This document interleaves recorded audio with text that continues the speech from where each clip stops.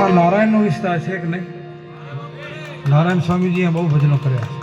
આ ઢસા અને પછી આગળ જતા બીજા જેટલો આ વિસ્તાર છે ઠેઠ સતાધામ રાજકોટ બધે એનો સરદાર એ બધો નારાયણ સ્વામીજીનો વિસ્તાર છે.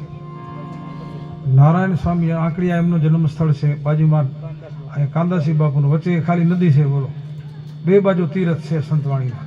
આ બાજુ કાંદાસી મહારાજ, આ બાજુ નારાયણ સ્વામી. ભજનો તો ઘણા ગાય છે, લોકો ગવાતા આવ્યા, ગવાશે અને છે કલાકારો થશે, પણ સંતવાણીમાં કે કોઈ પણ કાર્યક્રમમાં નામ તો બે ના લેવાય છે, એક નારાયણ સ્વામીજી અને એક કાંદાસી મહારાજ. એનું કારણ કે બધું એમને રાગ રાગીનું બધી ઘણું આવડતું હતું. નારાયણ કાંદાસી મહારાજે બે અઘરા અઘરા રાગો કર્યા છે, બિહાગ, તોડી, અહિર ભૈરવ, એવા ઘણા બધા કે જાણકારી એમ કે નાના બરાબર છે, આવડતું હતું બધું એમને. પણ છતાં જ્યારે ભજન ગાતા હતા ત્યારે ભક્ત ભાવથી ગાતા હતા, કલાકારી ભાવથી નહોતા ગાતા, એટલે યાદી રહી ગઈ એમને. અને અમે બે છે ને સીધો કલાકારીનો પાવર જ આવે, એટલે પીઓ સુધી જાય છે, વાતાવરણ જામતું નથી, માહોલ આવતો નથી.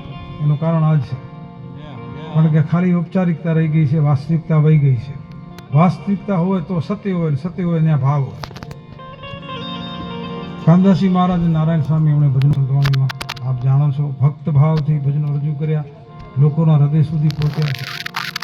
બીજો કલાકાર મેં એવો કેવો જેવો ત્રીજો કે જે હૃદય સુધી પહોંચ્યો, લોકોના હૃદય સુધી, એ લક્ષ્મણભાઈ બારોટ. બહુ મસ્ત એક ભજની કથા. છેલ્લે તો એ ગળી ગયો. મને ભાઈએ કીધું ને હમણાં, ક્યાં ગયા મારે, હા ભૂપતભાઈ, એ કે મને કે ભાઈ મારો હવે છે ને મને અભિમાન જેવું કાંઈ રહ્યું નથી, તો તમારો મેં તો અહમ ઓગળી ગયો. ભાગ્યશાળી ભાઈ સાહેબ, અહમ ઓગળી જાય ને તો તમે ભાગ્યશાળી.